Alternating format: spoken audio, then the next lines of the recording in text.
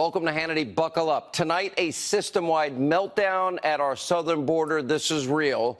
Now, that according to senior DHS officials, they are sounding the alarm about the very real crisis now spiraling out of control this very hour in a major way. Illegal immigration is surging. Border Patrol is expected to make 100,000 apprehensions this month alone.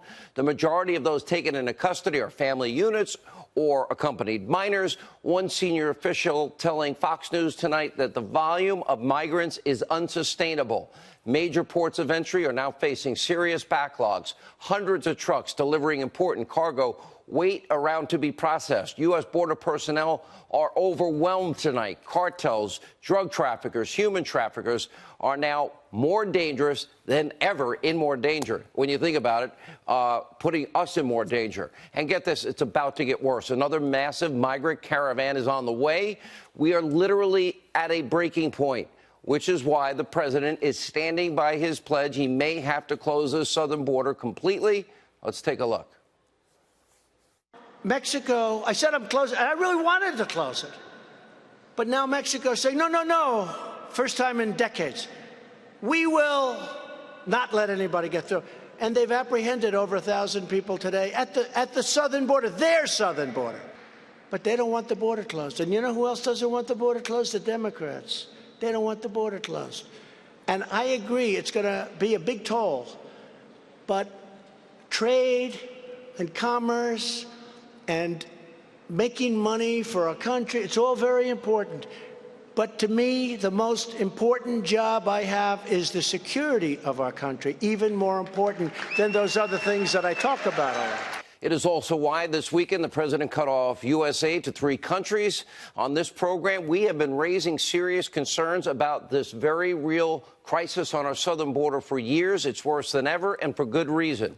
We've all seen the images, tens of thousands, unvetted, undocumented individuals carrying flags from different countries, demanding entry into the United States. We have all seen the data. We've repeated it often, including the devastation from heroin. That's right, 90% of that drug pours across that southern border, responsible for nearly 300 deaths each and every week in this country. Never mind fentanyl. Now, we've also heard directly from Border Patrol personnel. They are calling out, they are asking for help, asking for walls, asking for more agents, asking for more security equipment. Even the Border Patrol chief under President Obama, who will join us tonight, he is saying this is not a manufactured crisis, a very real emergency. Remember when the media mob, the press arm of the extreme radical Democratic Socialist Party, they were all using the same phrase, manufactured crisis. You know, when you have the Democrats and you have the media mob using the same exact words, they can't even, like, separate themselves or delineate themselves by picking different words. That's how connected they are. Watch this. President Trump must stop holding the American people hostage, must stop manufacturing a crisis. This president just used the backdrop of the Oval Office to manufacture a crisis. The big scam of the whole address was that there's a crisis. There's not a crisis. What locals will tell him on the border, even conservatives, is that there isn't a national security crisis. Donald Trump is manufacturing a national security crisis. The notion that we have a crisis there, security crisis, is absolute nonsense. Some question if there is a crisis at all, as the president has claimed. There is not a crisis at the border. It's a manufactured crisis for the president to get a political win. This artificial crisis of the president isn't going to justify his appropriating money for a wall that Congress is unwilling to give. Is there a crisis at the border? The president said there's a humanitarian crisis at the border. Is there? Absolutely not. He's determined to convince you there is a crisis at the border, even though an intelligence official tells CNN, quote, no one is saying this is a crisis except them. Drug cartels, gangs, let's see, in a 2-year period, 4,000 plus homicides, 30,000 plus sexual assaults, and 100,000 violent assaults by illegal immigrant criminals, the 2%. Remember, they were always the same people spreading a conspiracy theory about President Trump, Russia, Russia, Russia, Russia, Russia, for 2 years on collusion. Their hatred for Trump overrides any common sense, logic, or even a real national security, humanitarian emergency at our southern border. Remember, these countries, people in these countries are seeing this wall being built and other areas fixed, and they're seeing this as their last opportunity to maybe get into America illegally. So we sent our Fox News contributor, our very special contributor, Lawrence Jones, down to the great border state of Texas, see what they think of the ongoing manufactured crisis. Take a look. So Beto O'Rourke, he's running for president. You're already shaking your head at him. He says that we should tear the wall down that we already have. No. As a Texas resident, you don't feel like that's reasonable? No, not at all. We need to keep the walls up. If people want to come here, they can come legally. I think it'd be a huge mistake, and we have to have borders. We've got to enforce the immigration laws. I do believe, they should tear down the wall altogether. Leave the fencing, but that's enough. We have enough border security. I don't feel like we need to build the wall. We put borders up to secure the country and secure Texas and, secures the sovereignty of the United States. So I think the border is there for a reason. I think fencing is a good idea. I think the wall has become kind of too politicized. There's all kinds of cyber and intelligence security, of course, right? But how do you stop them actually from crossing over? I'm certain there's technology that's better than a wall. Do you feel like there's a current crisis with the border right now? I don't. Logical conclusion is that it'd be a little naive to say there is no issue at all. I think the borders are being overwhelmed right now, and it's overtaxing the citizens of Texas, and it's overtaxing the citizens of the United States. The president says that if they don't get it together, then he's just going to shut down the entire border. What say you to that? It does sound extreme, but if it needs to be done, let's do it. Let's do it. We will continue to track the emergency at our southern border very closely and show you what other networks will not actually report. Facts. That's coming up tomorrow. Lawrence will be with Border Patrol agents, Laredo, Texas. Special segment you don't want to miss. We'll have more on that also later tonight. But first, we turn to our very important Hannity Watch on the radical, extreme Democratic Socialist 2020 candidates. And breaking just moments ago, according to the New York Times, 2 more women have now come forward to accuse creepy, crazy Uncle Joe Biden of inappropriate conduct. Now, this includes one survivor of sexual assault who claims, quote, Biden rested his hand on her thigh even as she squirmed in her seat, showing him discomfort. And according to reports, creepy, crazy Uncle Joe not happy that his cringeworthy, unsolicited, multiple public displays of affection is a big issue now in this campaign. Instead of owning up to his creepy behavior and apologizing, Biden's camp is blaming everybody, even Bernie Sanders' campaign, and, of course, for the smears and forgeries from the right-wing trolls. But a picture like that and so many others speak thousands of words on their own. These images do not look good. The Sanders campaign denying that they planted the story. And wasn't it the Democratic Party who told us we're supposed to believe all women? No due process, no presumption of innocence. Anyone accused should just sit down and shut up. Remember this. I believe her. Listen, first of all, anybody who comes forward at this point to be prepared to testify in the United States Senate against someone who is being nominated to one of the most powerful positions in the United States government, that takes an extraordinary amount of courage. Not only do women like Dr. Ford, who bravely comes forward, need to be heard, but they need to be believed. They need to be believed. I just want to say to the men of this country, just shut up and step up. Do the right thing. Let me just say right at the outset, I believe Dr. Ford. I believe the survivor here. I believe her. I stand with her. I believe. Well, I guess that doesn't apply to the women Biden are now accusing Biden of harassing, allegedly, and quite frankly, really any other Democrat. You want another example? Oh, do they believe the women that have been accusing the Virginia Lieutenant Governor Justin Fairfax, facing 2 serious, separate, horrific allegations of violent sexual assault and rape? Where are all the I believe women crowd people? Are they protesting in the streets of Richmond? Have they demanded his firing, demanding a criminal investigation into Lieutenant Governor? Nope. Virginia Democrats won't even hold a bipartisan hearing for the accusers. So now these two women, they are speaking out in very powerful interviews.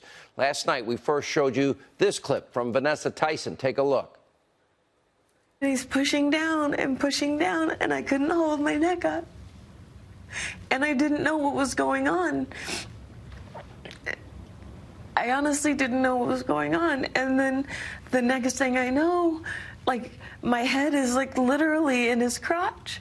Sexual assault is an epidemic that's taking place around the world, across our country, every day. What do you want to happen to Justin Fairfax? Why are you coming forward? I'd want him to resign. And today, the second accuser, Meredith Watson, also speaking out, telling Gayle King how Fairfax allegedly raped her at Duke University. Look at this. He did things that you shouldn't do to someone without their permission. And I tried several times to get up and leave and was pushed back down. And what happened? He forcibly sexually assaulted and raped me. And you made it clear, this is not what I want. It was very clear. Because you know he is saying this night was consensual. If you have to hold someone down, it's not consensual. Both women telling people at the time, scary, heart-wrenching accounts, and the silence is deafening. Lieutenant Governor is calling the incidents consensual.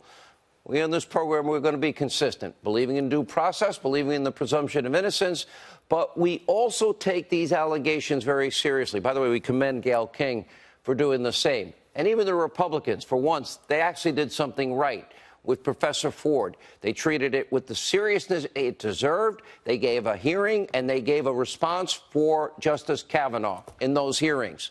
And meanwhile, most of the mainstream media just totally, completely content with ignoring those serious allegations and just hoping it goes away. And with the exception of a few good journalists, the hate Trump media mob working in partnership once again with their friends in the Democratic Party. Fake news CNN, tinfoil hat conspiracy theory network MSNBC, others actively ignoring real scandals, real stories, real evidence about their friends in the Democratic Party, acting the exact opposite as they would if it was a Republican. Instead, they spent, what, years pushing collusion, hoax, collusion, conspiracy theory with no evidence to back it up, while also simultaneously ignoring the biggest abuse of power corruption scandal in history. This media mob is fully prepared to give any Democrat a free pass, and we'll see this all play out now in real time. Where are all of you I-believers? Where are you? Now, for example, Elizabeth Warren, she's facing zero blowback for calling the president a walking, talking, living, breathing threat to national security. She can say anything she wants. Take a look. At least 25 people in this administration had been denied security clearances. Yeah, why? Oh, because they had ties to foreign governments, because they had conflicts of interest, because they had financial problems that made them vulnerable. And what does the President of the United States do?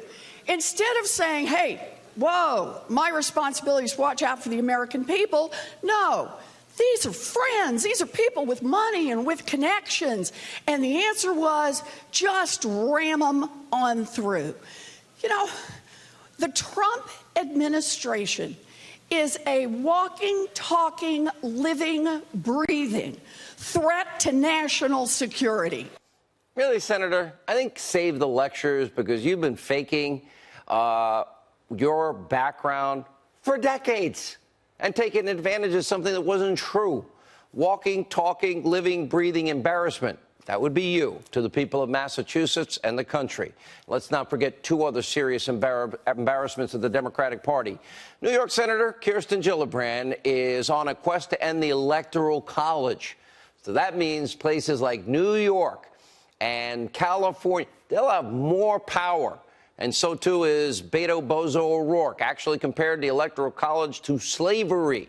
And sadly, O'Rourke is just one of many radical Democrats running on a platform of how do we get more power? Not more power for the American people, more power for them, more power for the government.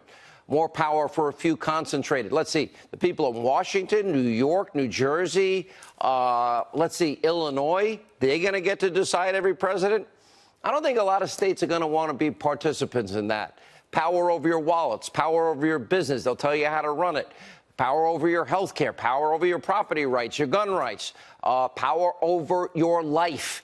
Don't be fooled by false promises. New Green Deal, no oil, no gas, no combustion engine, no cars, no cows, no planes. Great plan, and everything's free.